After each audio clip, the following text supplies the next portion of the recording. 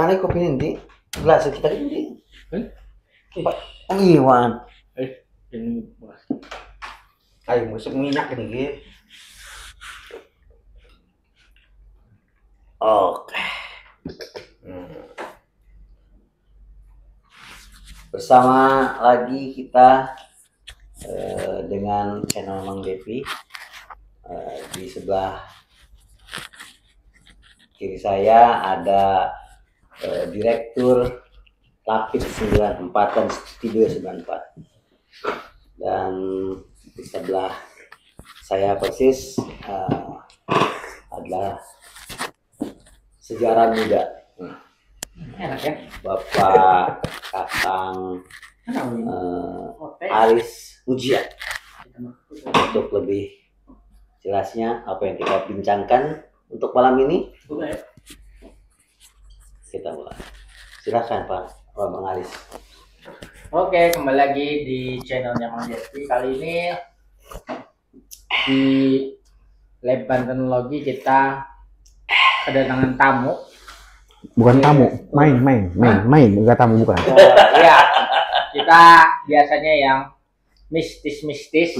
Sekarang beda. Sekarang kerjanya tentang organisasi kan, banyak organisasi yang di sana yang membahas tentang budaya, kesenian, ya bahkan riset ya. Itu banyak sekali di Banten. Nah, kali ini kita bersama Kang Iwan sebagai Direktur Lapik. Selamat malam, Kang. Selamat malam, assalamualaikum warahmatullahi wabarakatuh. Waalaikumsalam warahmatullahi wabarakatuh. Iya. Sehat, Kang? Alhamdulillah sehat, waras badan, waras otak. Bahasanya luar biasa. Waras, sehat, waras. Oke, kita Iya. mau berkenalan nih, Kang. Saya mau berkenalan dengan organisasi Kang Iwan nih sebagai pelaku budaya, terutama di organisasi Lapik. Nah, mungkin masyarakat Banten atau masyarakat di luar Banten itu tidak tahu apa itu organisasi Lapik gitu. Bisa dijelaskan nggak awal mula terbentuknya bahkan? Kalau Lapik diawali itu sebetulnya sebuah bukan komunitas sih. Kita teman-teman alumni di SMA Cirwas, khususnya itu tahun lulus 94. Nah, kita kan biasa main ya. Kalau itu menongkrong sambil ngopi. Ya. Dari kayak gini lah. Nah, ada seperti segini ngobrol. Kita mungkin apa sih yang gitu? Karena kegabutan sebetulnya awalnya kegabutan karena pengen membuat sesuatu kegiatan. Nah, akhirnya ada seseorang, nah, itu di luar alumni sebetulnya. Di luar alumni, maka bagaimana kalau kita bikin film tentang budaya, katanya begitu. Dan kebetulan ada seorang teman juga yang secara ekonomi mumpuni langsung menyambut dengan baik itu ide-ide tersebut. Nah, perlahan kita langsung ada bikin seri The Wong Banten Ki. Oh, Mbak. Iya, itu sudah ada di YouTube-nya di channel SMA Semaji 94. Kemudian itu, nah itu kenapa tadi saya bilang saya bukan tamu di Banten Teknologi, saya ngerasa bukan tamu karena awalnya pun dari sini gitu. Boleh. Karena teman-teman diskusi tentang budaya, tentang sejarah, ya sejarahnya gitu dari sini diangkatnya. Dan kemudian ya kebetulan karena Banten Teknologi adanya di UIN, nah otomatis kita juga ini dong sama mahasiswa apa itu multimedia atau apa itu. Yeah. Nah, kita kerja bareng karena kegabutan kita ya dari alumni itu untuk menulis sesuatu. Karena kan kita juga belum tahu dari sisi alumni punya talenta apa gitu. Akhirnya terbentuk jadilah seri Wong Banten Ki. Oh, Mbak. Iya, dan kemudian itu video klipnya diawali oleh Rambo Banten. Gitu, dan itu filosofi budaya, filosofi sejarah ada semua di situ. Dan itu hasil komunikasi dengan Banten Teknologi sebetulnya, lirik dan lain sebagainya. Gitu. Jadi sangat tepat lah. Jadi Lapik sendiri orientasinya bukan ke bisnis ya? Awalnya memang bukan bisnis sebetulnya, bukan bisnis, tapi kita setelah si Uang Banten kayak ini terbentuk, uh, terus mau ngapain lagi nih? Nah, kan kita harus ada lagi kegiatan gitu kan. Kalau bisa jangan berhenti nih gitu. Nah, akhirnya karena si Uang Banten Kih itu lokasinya di Kampung Prison, dan menurut catatan dari Bantenologi pun itu adalah kampung seniman kalau nggak salah. Nah, akhirnya kita punya pikiran, loh, kayaknya Serang, khususnya kota Serang, secara umum Banten, kita belum ada tempat wisata tentang budaya gitu. Nah, memang targetnya awalnya memang si Kampung Prison itu gitu. Ya, tapi karena kesibukan masing-masing akhirnya agak kepending. Cuman pelaku seni budaya yang ada di Kampung Prison dari efek si Uang Banten Kih itu banyak yang dari luar datang ke kampung tersebut untuk mempelajari, mengambil data gitu. Kebudayaan yang ada di sana. Iya, tentang terutama tentang Ubruk ya. Dari situ baru kita ya udah kita perlu ini dong wadah, perlu payung hukum. Nah, dibuatlah payung hukum. Kemudian kembali lagi karena saya orang awam, jujur saya orang awam di kebudayaan, akhirnya saya konsultasi dengan Bantenologi lagi gitu. Dan teman-teman Bantenologi apalagi direkturnya waktu itu Pak Helmi itu ngasih saran, kita tukar pendapat terus. Apa yang dimau dari Lapik ini? Apa dari bukan Lapik dulu ada namanya, dari alumni ini. Pengen ada tempat wisata, daerah wisata di Kota Serang. Ya udah konsep. Nah, kebetulan dan akhirnya dapat 2 minggu beliau ngasih kabar, yuk ngobrol lagi tentang nama lembaga ini, dijelaskan sama beliau dan akhirnya keluar Lapik. Lapik itu Singkatan. Awal singkatan tapi ada kata khusus sebetulnya. Ya kemudian kemudian pas dengan singkatan itu jadi Lembaga Pelestari Kebudayaan. Lapik, dan Lapik itu kan tanda atau fondasi sebetulnya. Gitu. Jadi nanti kalau ada Pak Profesor Helmi ya lebih baik kita diskusi. Itu jadi ada dua pengertian. Ya. Lapik secara nama dengan Lapik secara singkatan. Ya. Tapi yang saya lihat di YouTube bahwa dan di provinsi Banten, di kabupaten kota itu Lapik itu sudah trademark. Jadi trademark dalam artian bahwa dinas-dinas terkait dengan berbicara dengan kebudayaan itu Lapik sudah mempunyai nama di mereka. Ya, kebetulan waktu itu tahun 2019 kalau nggak salah setelah Uang Banten Kih itu selesai. Nah, kebetulan kan SMA Cirwas itu akan mengadakan reuni akbar. Nah, kita manfaatkan momen tersebut itu mengadakan Rapak Bedug, Festival Rapak Bedug SLTA seprovinsi Banten. Luar biasa. Gitu, karena itu sebetulnya buat kedobraknya tuh. Dan kita juga punya ada cita-cita sih, jadi dari Banten untuk Indonesia untuk Banten untuk dunia gitu. Seperti itu. Akhirnya kita kita ambil segmen di Festival Rapak Bedug. Dan kebetulan itu kan seprovinsi Banten sampai ke Tangerang Selatan gitu. Ya, dan alhamdulillah pesertanya cukup baik dan itu yang juara pertamanya adalah SMA 2. Nah, piala bergiliran masih ditahan di sana. Karena pandemi akhirnya ketunda gitu. Saya kemudian itu jadi PR kita bersama. Jadi bahwa ada loh suatu komunitas yang masih peduli dengan kebudayaan daerahnya. Nah, ini yang harus kita angkat dan ini yang harus kita gaungkan ke dunia bahwa sebuah komunitas kecil pun tidak jadi masalah. Yang penting dia punya integritas, punya harapan dan keinginan untuk memajukan kebudayaan daerahnya. Saya sangat sampai nggak bisa saya berucap bahwa luar biasa itu Lapik 94. Luar biasa, sangat luar biasa. Nah, kemudian kita juga kenapa tadi seperti itu banyak dikenal gitu akhirnya. Karena teman-teman yang awal mengurusi Lapik gitu, yang sekarang masih aktif, itu berkomunikasi dengan komunitas yang ada di Pandeglang, ada di daerah Cilegon gitu, kemudian daerah, jadi ada istilahnya daerah utara dan selatan gitu. Nah akhirnya karena komunikasi itu, mulailah kita juga sambil Lapik itu bikin hal-hal kecil, video-video kecil untuk Instagram. Dan lagi-lagi sih pekerjaan pertama akhirnya secara finansial kita dapat tuh dari Win, waktu itu streaming karena pandemi ya. Udah gitu kita pelan-pelan, dan untuk awal ini si Lapik sebetulnya karena banyaknya, mungkin sekarang ada Mang Devi juga karena alumni ya. Itu awalnya kan Lapik ya komunitas biasa ya, teman-teman ngopi, ngobrol, ngalor ngidul. Nah, itu si Lapik ini fokus ke pendokumentasian karena ya itu tadi tidak ada orang-orang yang benar-benar real dari budaya gitu. Mang Haji Devi kan sekarang jadi pemerhati budaya Banten gitu ya. Makanya kenapa kita komunikasi dengan Bantenologi gitu.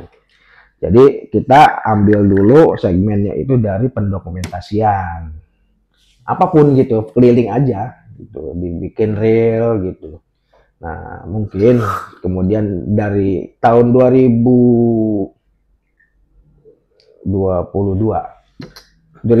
ikut FBK, gagal. Oh, udah main FBK gue. FBK iseng belaka mungkin dari situ. Jadi orientasinya mulai Lapik berorientasi dengan bisnis, ya, dengan ada pemikiran, ada penghasilan itu mulai tahun berapa? Itu di tahun 2020 karena memang waktu itu Lapik dipercaya BPCB, kalau nggak salah dulu namanya itu BPCB, untuk mendokumentasikan, tapi itu harus ada pihak ketiga. Nah kita akhirnya pinjam bendera punya alumni juga tuh, kita bisa kerjakan untuk pendokumentasian. Dan kemudian kita berpikir kok di struktur organisasinya itu ada bidang usaha, karena kan Lapik apa namanya itu non profit gitu kan. Nah kenapa? Nah, akhirnya kita ke teman-teman alumni, bagaimana kalau kita bikin perusahaan nih si Lapik, jadilah PT 94 Studio. Oh Gitu. Jadi karena bidang usahanya Lapik ini berbadan hukum ya, PT 94 Studio itu meliputi audiovisual, audio gitu, recording segala macam, dan sengaja bikin luas karena ada cita-cita juga di Lapik itu pengen bikin film besar sebetulnya. Masya Allah.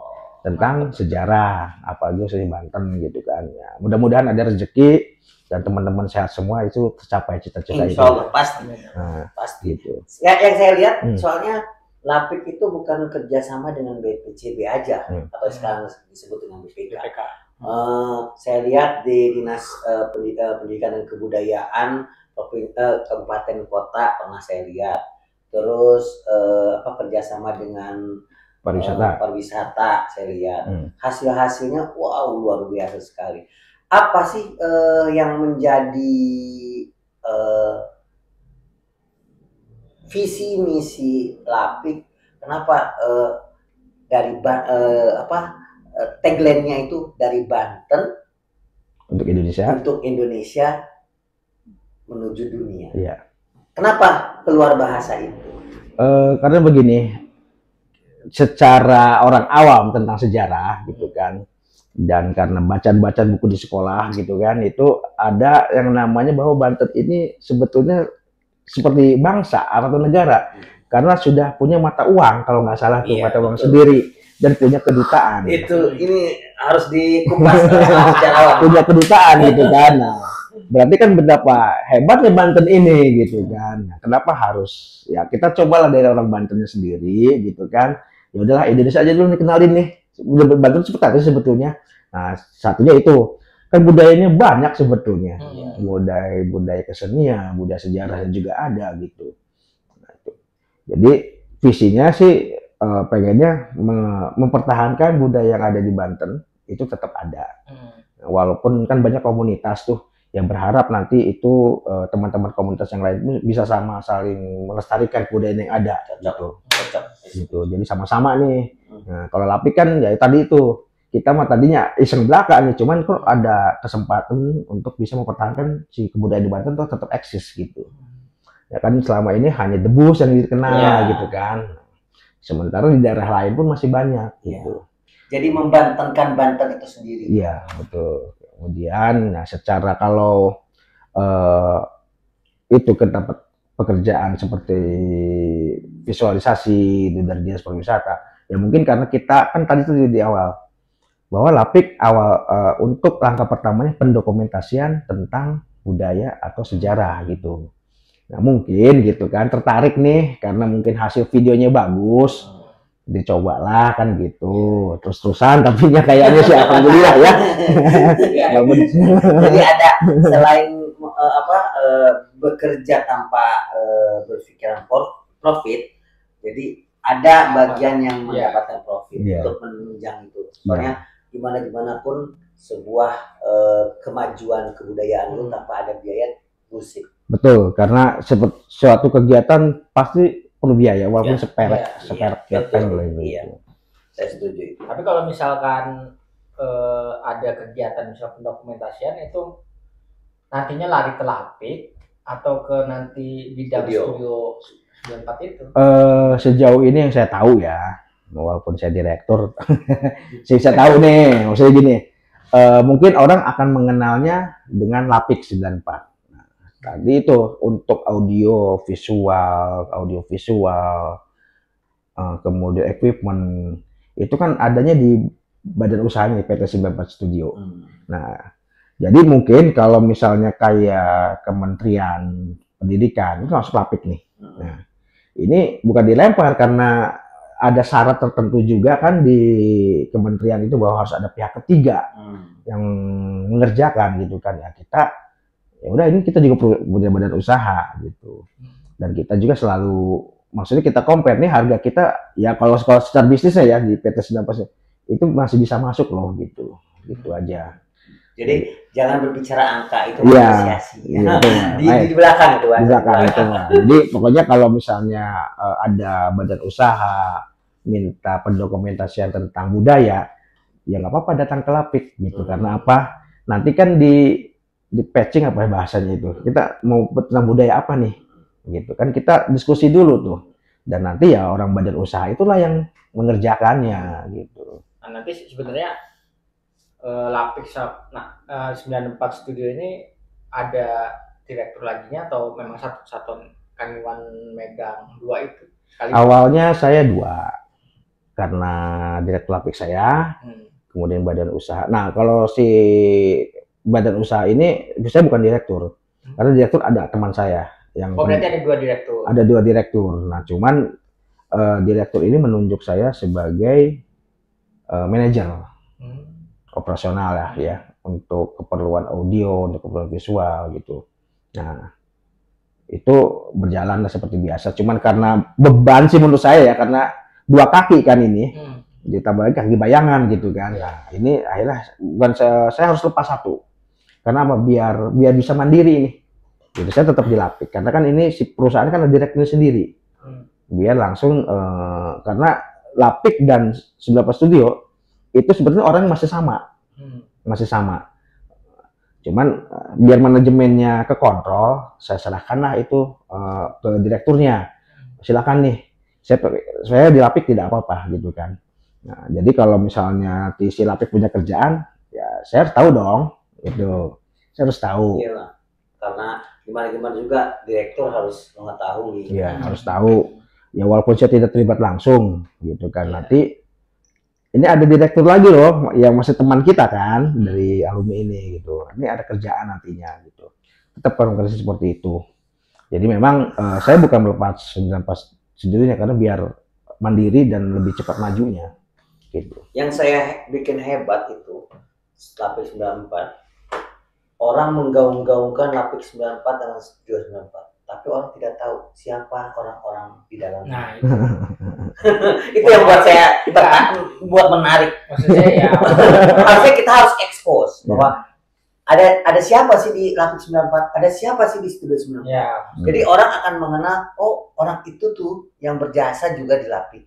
Jadi nggak cuman bagusnya Lapik itu keluaran, tapi siapa di dalam itu harus mengetahui. Gimana ya? Wong Banten kenali goib bae ya. Goib jadi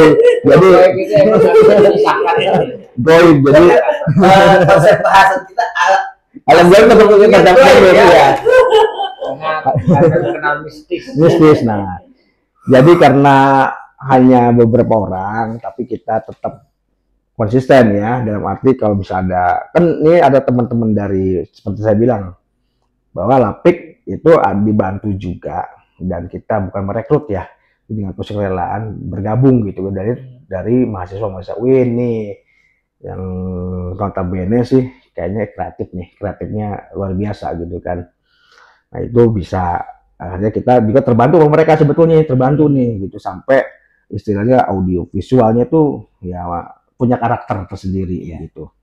Nah itu udah, itu sebetulnya juga ada, saya lupa sampaikan bahwa dari obrolan teman-teman itu semua, kalau misalnya Lapik nih berdiri gitu kan, terus kemudian kan punya equipment, kita nih yuk kita bantu saudara-saudara nih alumni yang mohon maaf gitu kan, misalnya pengen berkegiatan nih gitu. Nah udah gitu, atau si alumni punya putra atau putri yang punya talent gitu kan, dalam arti kemampuan, hayu udah. Nah, ini konsep awal dibuatnya Lapik. Tidak seperti itu ya, karena memang Lapik, jadi karena seperti dibilang lagi tadi, kan bukan orang budaya, kita fokus ke pendokumentasiannya dan kita berdiskusinya dengan bahan teknologi gitu kan. Tapi sekarang luar biasa, malah Lapik emang konsepsinya ke budaya,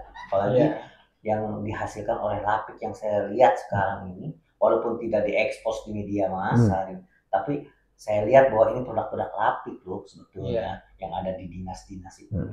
Luar biasa kata saya, luar biasa, sangat luar biasa. Jadi ya intinya seperti itu, kalau Lapik kalau punya misi sih pengennya budaya Banten tetap dikenal di masyarakat Bantennya ya.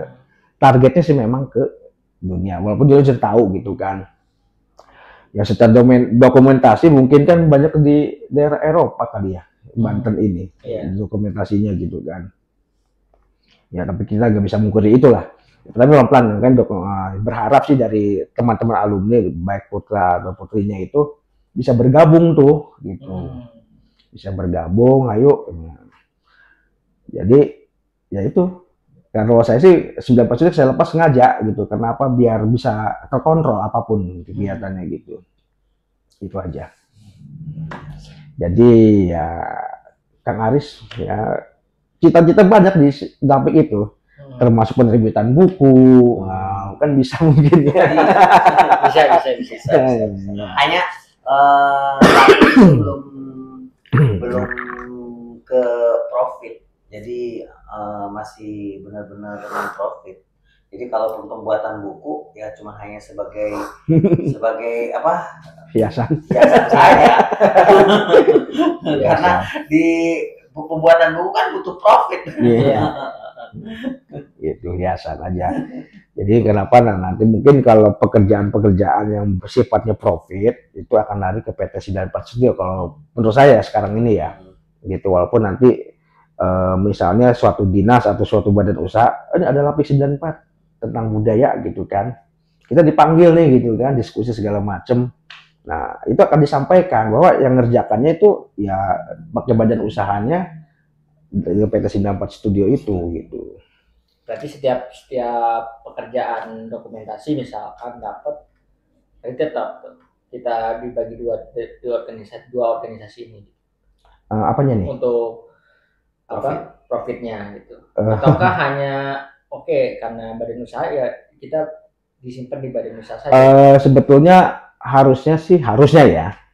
Jadi ketika si PT 94 Studio punya pekerjaan, ada menimbulkan profit, itu ada sebagian untuk ke Lapik, karena tadi itu untuk menunjang kegiatan Lapik seperti rapat beduk Iya, festival gitu. Karena kan langkah awal pendokumentasian, tapi kita juga yang budayanya apa? Cuma rapat beduk, kan gitu loh. Itu harusnya kan dari usaha itu adalah buat tabungan kegiatan tersebut. Karena tadi kita non profit, karena rapat beduk awal pun tidak pakai sponsor kita, gitu. Jadi khusus untuk profit oriented itu dilarikan ke PT 94 Studio. Jadi kalau untuk profitnya itu di sana, tapi untuk pengembangan dari karena Lapik 9 itu sebenarnya tidak profit di sana, non profit. Jadi tapi dia harus bekerja loh, harus menghasilkan sesuatu yang dia inginkan. Mungkin ini sebagai bapaknya. Studio 94 itu bapaknya dan Lapik itu anaknya. Jadi memberikan biaya untuk anaknya hidup. Walaupun lahirnya dari Lapik. Walaupun memang lahirnya dari Lapik. Iya, gitu. Jadi memang ya sebetulnya sebagai bidang usahanya itu, kalau kan sebetulnya bisa aja sih ya Lapik nyari sponsor gitu kan. Tapi kan kita pengen independen dulu nih, coba gitu kan, bikin usaha nih. Gitu. Jadi kalau misalnya ada event, termasuk event besar pun insya Allah bisa sih, karena izinnya sudah pegang semua PT 94 Studio itu. Termasuk konser musik, hayu gitu sebetulnya. Kelasnya juga kelas nasional. Studio 94 itu enggak kacang-kacang. Nah, kalau Lapik sendiri nih untuk melakukan sebuah kegiatan budaya ya, itu sering kolaborasi atau nyari sponsor nggak? Ataukah hanya memang mengandalkan Studio 94 dari hasil itunya? Sebetulnya kita sih pengennya sih keluar ya, tapi kan teman-teman coba dari kan kita punya badan usaha nih PT 94, dari situ aja bisa nggak gitu tuh. Nah kalau memang tidak cukup ya saya sebagai direktur bisa memutuskan sebetulnya silakan cari sponsor gitu. Silakan cari sponsor gitu, atau mungkin podcast ini dikembangkan lagi dengan Lapik, dengan perpustakaan Halwani, dengan teknologi gitu. Nanti tidak ada hal yang mustahil. Iya. Gitu. Itu menariknya. Jadi sejauh ini kegiatan belum ada sponsor berarti. Hanya bisa Lapik sendiri. Iya. Itu karena ya itu kegiatan sebagian dari dana yang diberikan, prosentasenya dari perusahaan itu ke Lapik berkegiatan. Menarik. Dan harusnya, karena yang saya tahu, karena saya juga anak 94, di orang 94 tuh banyak potensi kayak ada orang pemusik. Diminum nih ya. Ada orang pemusik, ada ada yang berpikiran tentang sejarah juga ada, karena emang ada guru sejarah. Terus ada yang berpikiran tentang kebudayaan, karena emang ada eksistensi ke silat. Kita punya silat juga kan di 94 itu. Sebenarnya 94 itu dinamis. Jadi segala ada sebetulnya. Hanya kita kurang bersosialisasi, berkumpul bareng lagi, karena mungkin kegiatan keluarga kerja, punya keluarga dan kegiatan masing-masing. Saya harap juga bahwa 94 ini solid kembali, bertemu kembali, berbicarakan bareng kembali yang dicita-citakan kenapa dibuat Lapik itu jadi ngebumi lagi, luar biasa lagi gitu. Saya harap seperti itu, karena saya juga terasa terpanggil. Kenapa podcast ini kita memanggil direktur Lapik sendiri, karena Lapik juga saya juga masih punya darah di sini, 94. Jadi saya berharap untuk teman-teman 94 bisa melihat ini, dan ayo kita sama-sama memajukan Lapik kembali. Harapan yang dituliskan, yang telah diterangkan sama Kang Iwan itu luar biasa, bahwa Lapik 94 itu punya visi misinya ingin memajukan orang-orang 94, keluarganya sampai turunan-turunan. Seperti itu cita-cita. Ini hebat. Kita harus dukung bareng-bareng. Luar biasa. Gitu, karena kan ya dulu Mang Haji Devi juga kan mungkin lagi zaman sekolah kan bagaimana mainnya kita gitu kan, badunya gimana gitu kan, dan ya saling mengetahui lah gitu kan. Jadi ya Jadi saya waktu kegiatan di Obrol itu pelan-pelan nih, pelan. Oh ya, teman-teman kita juga ya bukannya maaf, bukannya apa melecehkan atau apa. Toh kita juga bakal punya keponakan nih dari teman-teman itu sendiri gitu kan. Pengennya sih begitu.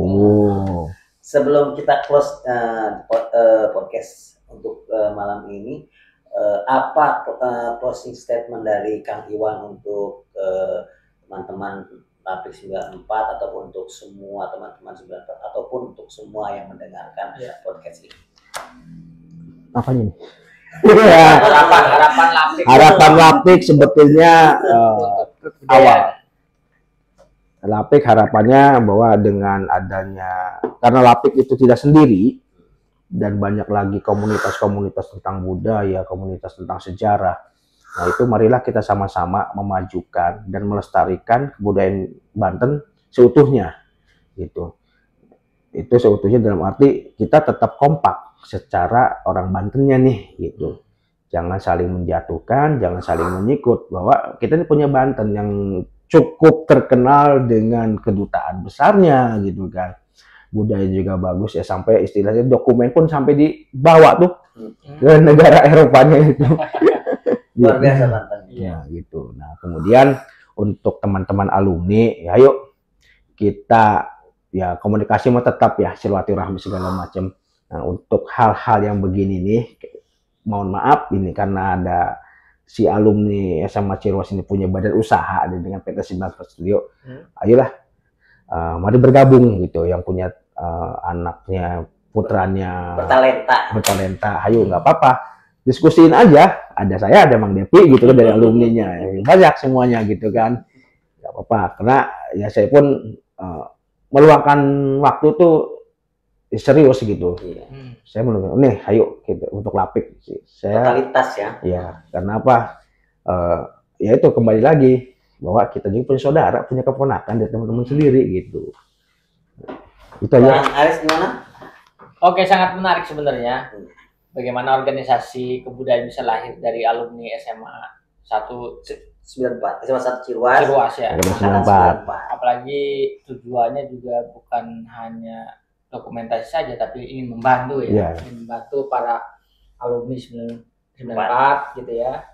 Terutama kalau bisa ya beasiswa untuk itu harapannya kalau kita jalan itu harapannya gitu. Ya menarik juga gitu ya, bahwa sebenarnya di organisasi itu ya kita harus saling, kalau bisa ya berkolaborasi lah ya, jangan mematikan antara satu dengan yang lain gitu ya. Betul. Jadi komunikasi harus tetap ada. Betul. Ya siapapun sebetulnya yang untuk dapat pekerjaan lah, kalau kita ngomong bicara pekerjaan, ya komunikasi dong. Ada saya bukan pengen dihargain, biar ada apa-apa saya bisa ngadepin gitu aja. Komunikasi itu penting saudara-saudara, bukan hanya kekasih juga akan pergi kalau komunikasi yang baik, apalagi sebuah organisasi. Cocok. Ya. Dan terima kasih teman-teman untuk obrolan untuk malam ini. Kita harapkan mudah-mudahan obrolan-obrolan ke depan lebih bermanfaat untuk kita semua. Ya, dan kita juga nanti akan ada podcast ke Kang Iwan lagi soal budaya gitu ya, soal dokumentasi bagaimana bisa Lapik itu bisa mendapatkan Indonesiana. Ya, begitu kita juga nanti. Enggak semua orang bisa. Ada bayi ya. Padahal baru lahir terus kemudian dapat dana dari Kemendikbud gitu ya, itu luar biasa sekali gitu. Nanti kita share ke teman-teman juga nanti bagaimana cara mendapatkan. Ya, saksikan aja ya di channel. Terima kasih. Selamat malam. Yuk. Terus ya.